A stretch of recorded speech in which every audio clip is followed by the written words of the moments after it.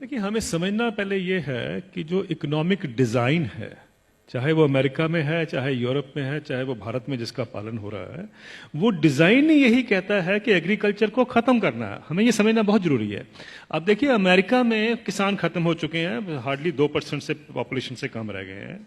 Europe में हर minute में एक किसान खेती छोड़कर जा रहा है, और भारत में और चाइना में या डेवलपिंग कंट्रीज में अब सारा जोर है। अभी आपको याद होगा, रघुराम राजन साहब भी खुद कहते थे कि सबसे बड़ा रिफॉर्म भारत में तब होगा जब हम खेती से लोगों को निकालकर शहर में ला सकते हैं, क्योंकि शहर में दिहाड़ी मजदूर की जरूरत है। ये हमें समझना है, ये इकोनॉमिक पॉलिसी का डिजाइन है। अगर आप नेशनल स्किल पॉलिसी का डॉक्यूमेंट देखें तो उसमें लिखा हुआ है कि 57% से हमें, पहले तो उन्होंने 18% कहा था, 18% पे हम गांव की जो एग्रीकल्चर की जो पॉपुलेशन उस पर ले आएंगे। फिर उन्होंने कहा 38% पे अब आ गए हैं, 57 से 38% कर देंगे वो 2022 तक। यानी ये सोची समझी रणनीति का एक हिस्सा है कि किसानों को खेती से बेदखल करना है, शहरों में लेके आना है। ये हमें जानना बहुत जरूरी है। जब हम ये जान जाते हैं तो उसके लिए जो पूरा इकोनॉमिक ढांचा बनाया जाता है। अब जैसे बताया आपने पहले कि देखिए क्राइसिस है, इतने सालों से किसान को इनकम नहीं मिल रही है। जब हम दूसरे सेक्शन को देखते हैं, मैं इसका एक उदाहरण देता हूं सिंपल सा। 1970 में गेहूं का दाम 76 रुपए प्रति क्विंटल था, जो 2015 यानी 45 साल के बाद बढ़कर 1450 रुपए प्रति क्विंटल हो गया 2015 में। उसी दौरान मैंने बाकी सेक्शन ऑफ द सोसाइटी का हाल देखा, उनका क्या हुआ इनकम का। मैं सिर्फ बेसिक पे और डीए ले रहा हूं। उसी दौरान में 45 साल के पीरियड में सरकारी मुलाजिम की जो बेसिक पे और डीए है वो 120 से 150 गुना बढ़ गया, और जो स्कूल टीचर्स की जो तनख्वाह बढ़ी है उस दौरान में वो 280 से 320 गुना बढ़ गई। और जो कॉलेज के यूनिवर्सिटी प्रोफेसर्स हैं उनकी तनख्वाह 150 से 170 गुना बढ़ी है उस 45 साल के पीरियड में। किसान की जो इनकम है, जो गेहूं के दाम से या धान के दाम से आप नापेंगे, वो 19 गुना बढ़ती है।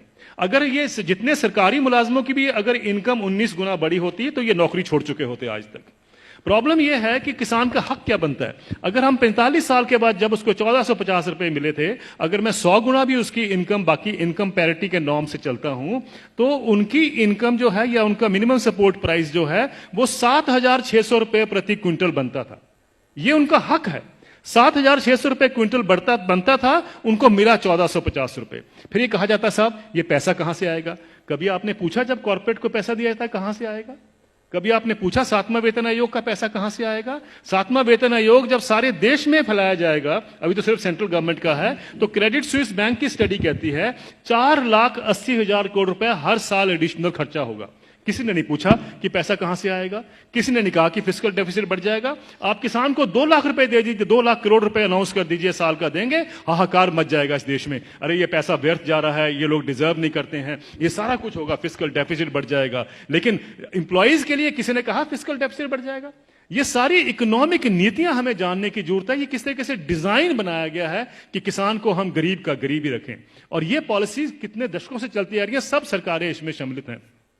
अब आपका जो सवाल था कि ये क्या कारण है, इसका कोई बीच का रास्ता भी हो सकता है।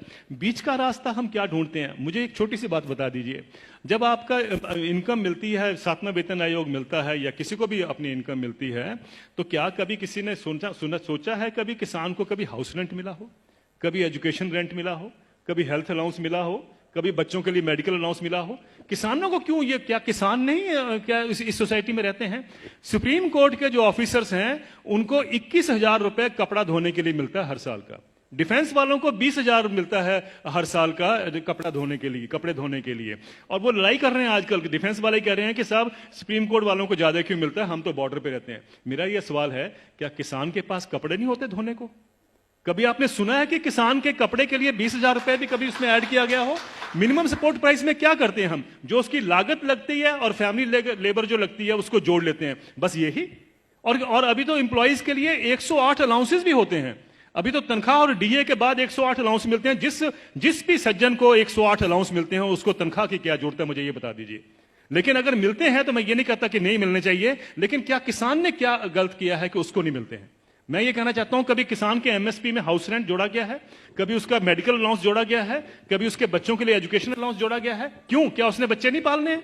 हम ये क्यों मान के चलते हैं कि किसान तो हमारे देश के ऊपर बोझ है, इसके ऊपर हम दान कर रहे हैं? आप दान नहीं कर रहे हैं, आप उसको एक्सप्लॉइट कर रहे हैं, आप किसान को निचोड़ रहे हैं और उसी के साथ आपकी अर्थव्यवस्था चलती है।